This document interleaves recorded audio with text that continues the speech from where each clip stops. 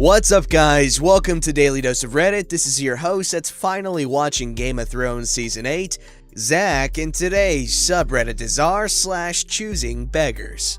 Alright, this story's called Just Another Toxic Relationship Story. This story is from a little under a year ago now. I sort of understand the stress that led to the situation, and I don't bear the choosing beggar much ill will. But it and a good few other similar incidents informed my decision to end the relationship about 6 months ago. So this story, I suppose obviously, regards my ex. Back when we started dating, she was studying for her undergraduate degree at university. She was very bright and very interested in her degree, but she wasn't a great writer and really struggled when it came to managing her time and resources for written assignments. I found this out when, one day, a few months into our relationship, we were both visiting her parents for a few days away from the big city. I was chilling out in a different room and letting her get some work done. I knew she had a big assignment due at midday the next day, so I was making sure not to distract her, giving her space to work so she could get it all done and in on time. She comes bursting into the room, in tears, panicked, and scared because she just cannot get it all finished. She's already significantly over the word limit and has not even come close to finishing her argument yet. Now, I was kinda used to these kinda situations. I was a couple years older and had finished a law degree already. So, last minute buckled down essay editing was pretty standard stuff for me. I gave her a hug, wiped her tears, made her a cup of tea, and told her that we were going to sort this out. Over the next 8 hours or so, we worked as a unit. She wrote new content and built her arguments whilst I scoured the rest of her essay, cutting down unnecessary words whilst making sure that the meaning remained intact, incorporating her new content as I went. It took us all night, but we pulled that essay into shape and got it in on time, fully completed and exactly one word under the maximum word count. She got a first, which is the highest grade you can get in the British university system. This was actually a high point for our relationship. At the time, she was very grateful, very happy, and I felt very appreciated. We had made a great team. As time went on, however, I came to find that she was behind on essays more and more frequently. I would find myself rushing across the city at a moment's notice to fix up another paper, which was going to be in late again and again. It started to get a little tiring, as it was obvious that I was being used as a crutch to compensate for her poor time management skills, and began to feel that I was being taken for granted. I think she even realized this because when it came to her final dissertation, she told me that she did not want any help. She was going to do it all on her own. I was kind of proud of her for this. She seemed to be really buckling down, getting stuck into it, and was doing the bulk of the work with plenty of time left. It all seemed to be going well. In the final weeks of her project, I checked in a few times to see if she needed anything, but she was adamant that everything was fine without my input. That is, until one morning I got an urgent text from her demanding I come over immediately. Sorry for the excessively long backstory, but here is where the actual Choosing Beggars story begins. She tells me that she needs me over to help with her dissertation, as it has to be in by 2 p.m., and she is nowhere near finished with it yet.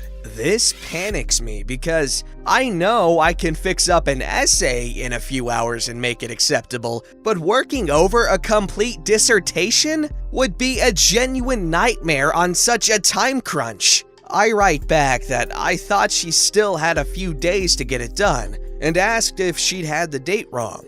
She responds that no, it is not due for a couple of days, and I start to relax. I tell her that I can be over in the afternoon to help out for the rest of the day, and probably all of tomorrow as well, but that I have to get some work done myself and that I'll need to go to the gym on my way to hers. That may sound kind of petty, but I had been using frequent exercise at the gym as a means of managing a pretty bad depression spiral for a while. It was the only thing to have worked so far, so my gym sessions had become very important to me. Even if I wasn't getting overly muscular from them, she knew why this was so important to me at the time. She did not like this though.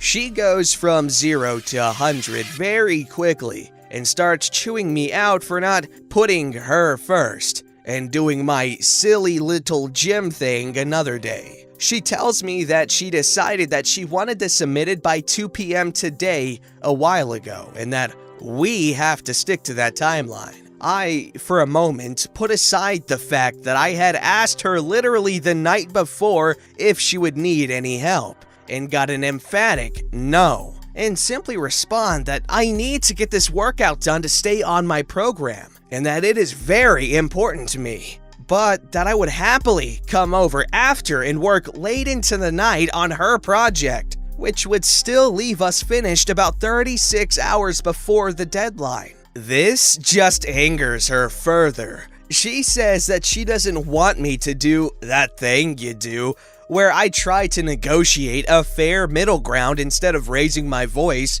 or getting into an argument. She says that this is too important for her to have a compromise on it. This goes on for a while, but through all of the anger and demanding, I can see that she seems genuinely scared, like she was that first night at her parents' place. Just a terrified student feeling in over her head in need of a little help. So I swallow my pride, put my needs aside, and tell her I'll be there in an hour. We live in a big city. That's the time it would take for me to get there if I left immediately. The whole ride there, I feel a weird mix of anger, sadness, and confusion.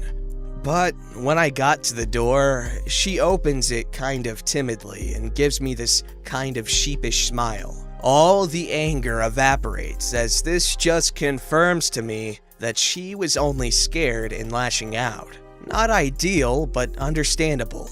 I once again give her a hug and make her a cup of tea, and we set to work. It's a harrowing ordeal. The paper is content complete, but it is thousands of words over the limit and riddled with grammatical and spelling errors. I work non-stop at it till late in the evening. We were never going to make it by 2 p.m., but with a lot of hard work, it is finally finished. With everything put in its right place, it's actually a very thoughtful and interesting project. I give it one last read over, smile, and hand the laptop back to her for her approval. She snatches it off of me with a kind of huff sound, as her attitude changes immediately. Over the next minute or so, she confirms that the work is done, checks that it's all ready to go, and then closes the laptop and immediately launches into an argument with me about how I should have come over immediately without being so difficult about it.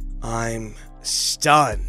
It slowly begins to dawn on me that she wasn't scared or sheepish or anything of the sort when I arrived at her door. She was playing nice so I would do her work for her, and the second she had gotten what she wanted, she moved on to admonishing me for not being immediately available to her for an arbitrary deadline she had set for herself. I tried to reason with her briefly, but she was having none of it and just wanted to yell. Eventually, she made what I think was a bluffing suggestion that I should just go home, and I accepted the offer and left. It was late, and I was now crossing a dangerous city in complete darkness, sad and confused. I never did make it to the gym that day. Over the next few days, she didn't speak to me much. She was still angry at my initial resistance.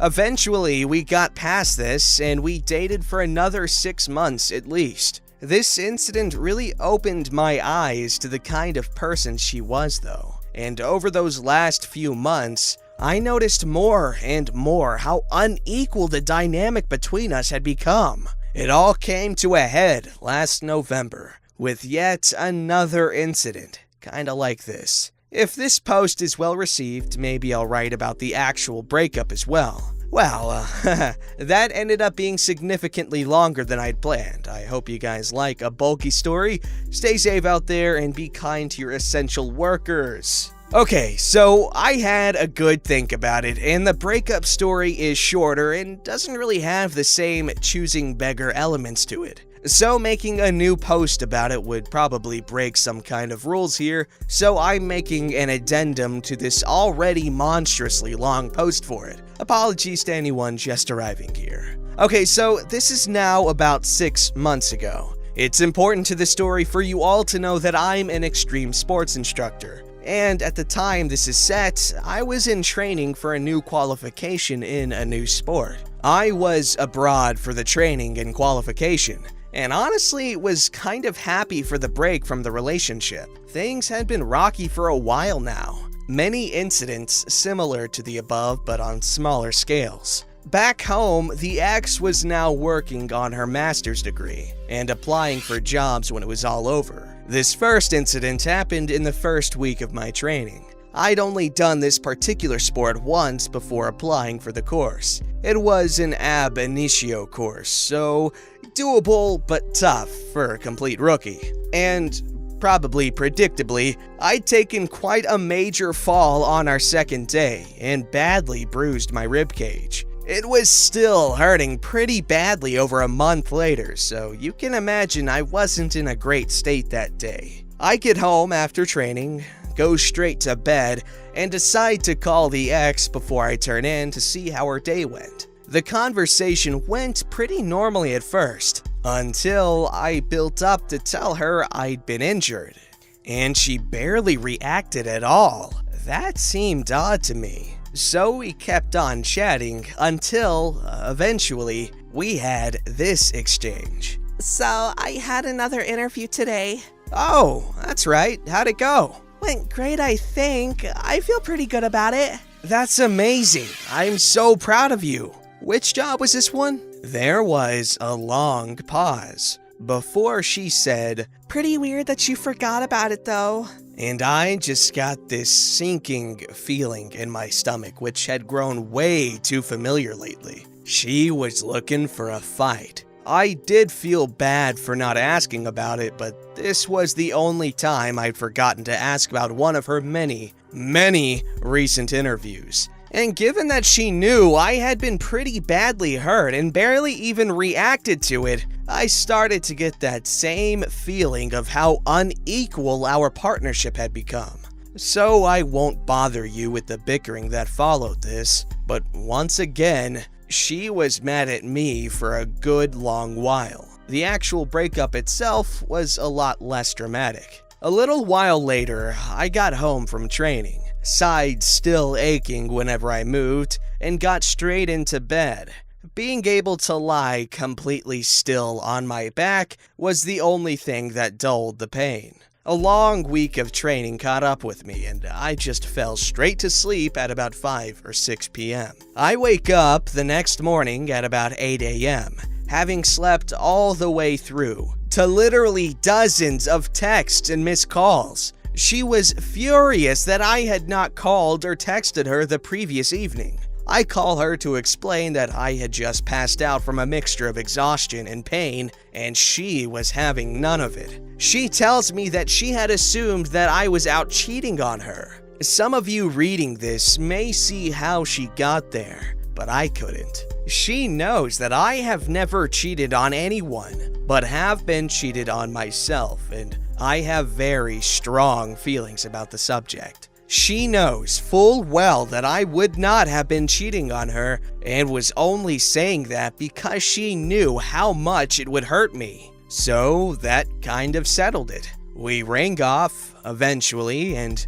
I called her back later that night. A long discussion ensued, at the end of which I broke things off between us. I would have preferred to do it in person. I know that's a more fair way to end things, but as I'd said, I was in another country by now, and that was not really an option. So that's the end of the story. A few months after that Modelo kicked off, and due to the lockdowns, I'm still in that country I was training in. Managed to get my license sorted and find some work in the industry before it did, luckily. Hope you all enjoyed the update. Wow, that was quite the tale. While it's not necessarily hardcore and severely dramatic or whatever, it was so well written.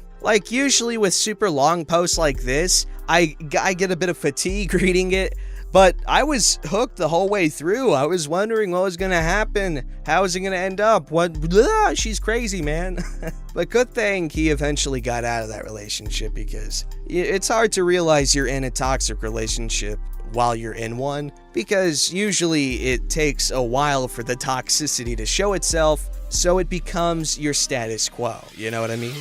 This story's called I Need to Rant. I work at an urgent care that tests for Brovid. We are the only ones in our area that does, and most of the other clinics are still closed because they are afraid of people showing up not knowing they have Brovid. The doctor I work for is a really awesome guy, so I'm not shocked he volunteered to do testing for our area. The back of the clinic is for Brovid testing and treating, while the front is for urgent care and primary care. There's a lot of new protocols. Majority of info needs to be taken over the phone, so the phones are always ringing. One person at a time in the lobby. Everything the patient touches needs to be disinfected.